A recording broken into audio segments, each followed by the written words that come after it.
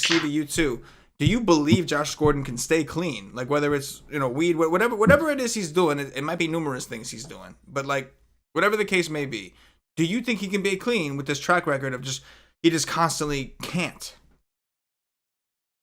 Absolutely I not.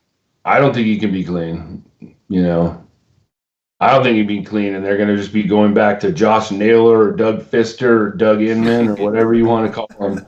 You know what I mean? Like the All most the same, sexual right? name in sports, right there. Inman. Dontrell Inman. That's right. Anyways, yeah. But again, I missed a couple minutes. But what's weird to me is I think I heard he requested the release. What I'm imagining from that is 'cause I think during preseason, during training camp and everything, he was still getting playing time with the third, fourth stringers and everything, and he wanted like an opportunity elsewhere once he heard Gordon was reinstated. But it's just weird. I don't. If he got requested the release, I don't know why. Like, it's just weird to me. I don't know. The whole situation's weird to me. Yeah, no, I completely agree. So neither of you think Gordon's going to stay clean. You guys expect him at some point to end up. Absolutely It's not- fucking no. Yeah. He wasn't even clean last time. Like he missed practice last time, wasn't it? Like wasn't that what happened to the Patriots? Like he came late, and then they just basically he had to go to rehab again or something. He failed like that, right? he failed the drug test. So he failed the drug test. Yeah. That's how he Imagine ended up having to on the rehab for Patriots. fucking weed. He failed the drug test, and the Browns, who the Browns gave him every opportunity under the sun, dude. They tried so hard with that guy, and he failed. And like then he failed the drug test. They knew he was going to show up hot. They knew he was going to get suspended. So they cut him, or they traded him. Whatever, I forget exactly. I think they cut him, and then the Patriots picked him up. Patriots took a shot. He failed the drug test. So he got another shot after having another shot, after having another shot, having another shot, having another shot. And now the Patriots are giving him, the NFL is giving him yet another shot. Like, how does this man, like, that's the other thing. How is this guy getting so many chances? I understand it's not performance enhancing drugs that he's getting flagged for, right? So there's a deeper issue there. It's not just I'm trying to be the best athlete in the world. I'm trying to make all the money in the world, so I'm taking all these things. This is a deeper issue.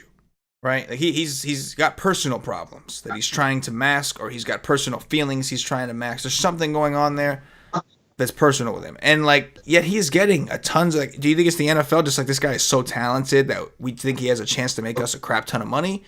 Like, what is it? Why is he even getting so many chances? And like, if your guys' first thoughts are there's no way he's staying clean, probably it's because he's failed how many drug tests already, because he hasn't been clean for how many years. It's time after time, and like So, for me, like especially if it is all just like pot, like it's not. Again, I'm not a big like weed smoker or anything, but from what I know, it's not addictive like that. Like if you have the willpower and you can say to yourself like, all right, this is my job, my future. I want to grind in the NFL and like be something, which he has proven time after time. Like he does have the talent to become like any kind of elite player. He could just stop. Like he has no self control. He has no like willingness to want to be like that elite level and actually to care about the NFL. So, Well, let me chime in there. Being a weed smoker for over 20 years now and smoking it every single day for probably 15, 16, 17 years of that, probably smoking at one point maybe an eighth a day, maybe more. Okay, I can tell you that you do produce a physical need or a physical dependency to the drug, to which you do stop. Wait, let me finish. You do go through withdrawals. Now, at one point in my life, I got in some trouble, and I had to stay clean. I couldn't smoke weed, and I didn't. Probation. I didn't cheat once. I didn't anything. Okay, I had to go to drug diversion. I had to go everything because I got arrested for possession of ecstasy. So like I had to do all this other shit. Yeah, so I don't care. that's a little different, but okay. No. Okay, but I was thinking weed. So when you said the drug thing, I was like, that's a lot for weed. Then you said ecstasy. I was like, oh, okay, that's why you had to do all that. Yeah, Okay. So I had to go to drug diversion. Right. So when I went to drug diversion, you couldn't smoke weed. So I was like, ooh, wow, how am I going to do that? But it really did not affect me. I could not do it, and I did not do it. Now, I do know this, though. I know a lot about addiction. And addiction, it affects people different in any way, in different ways. And so you don't necessarily know if he could kick that. I personally stopped. But the day I was done with drug diversion, like 20 seconds, the first place I drove to was a dispensary, and I was high within 10 minutes after me going out to that place, because I only stopped because of that, because I wasn't, because I needed to. So it's not like you can't. So there is some credence to the fact that he should be able to be clean, but he's probably tested more than anybody else, and he's just got to stop it. His issues are obviously deeper. I agree with Joe. That's what I'm saying. I agree on that point. I'm somebody who like Joe. I've smoked for a long time, like consistently. I smoke a lot. I smoke every day. That's what I do. But there have been several periods in my life where I've had to quit. Or I was on probation once. I had to stop smoking for a year. I was getting drug tested. Not even a year. It was kind of a joke. But anyway, that did happen to me at one point, and it wasn't a problem for me. I was bored a little bit more. Like, I was definitely bored. Like, just kind of like, oh, this sucks. Can't smoke weed. There were times where, like, even for my high school baseball team, when I played high school baseball, my senior year of high school, my coach, somebody ratted on me and told them that I was smoking weed, and because, I don't know, they were just a dick. And so I was getting drug tested by my high school to make sure I couldn't play on the team if I came up hot. And I stopped. I did it. I wasn't even getting paid.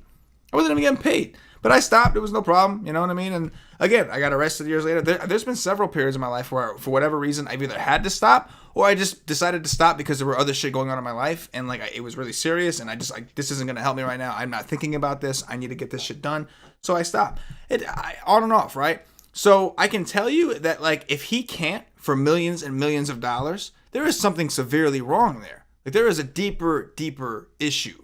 Regardless of the drug, regardless of the addiction, there's something deeper there that, like, we don't. That's my thought. My thought, again, like, I can't speak personally because I don't really smoke weed. I don't enjoy it or anything like that. But from my perspective, especially if it's not like a actual chemical, like brain kind of addiction like that, it's because it does something so like physically for you, where like if you have anxiety, it helps your anxiety, and you don't want to like.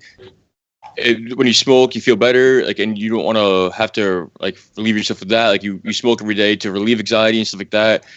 Then that's one thing. But I think like if anyone really, again, I can't speak on that. I fully am being ignorant of this because I don't smoke or don't understand addiction. But like I think if he wants to and understands like the importance of quitting for like his career in the NFL, which he really should have already, then he would be able to. But like you're saying, I think it's something more underlying, as in like it's not just like he just loves to smoke. It's like us who like loves to smoke all the time. Cause it's just like a chilling thing. Like I think he's doing it more for like maybe it's like anxiety, maybe it's like depression, something like that. People do it to like meds, something like that. I actually agree with you. I think that there's more to it. I think the issue is deeper rooted. It's obviously not this guy just every other day he says, fuck it, I'd rather smoke a joint than make $1 million. Or like he's like dumb enough to like, I'm never gonna get caught. I'm not gonna get caught again. Or like, I agree with you. I think maybe this is doing something for him that he's not telling people, or like people don't understand. But it's doing something for him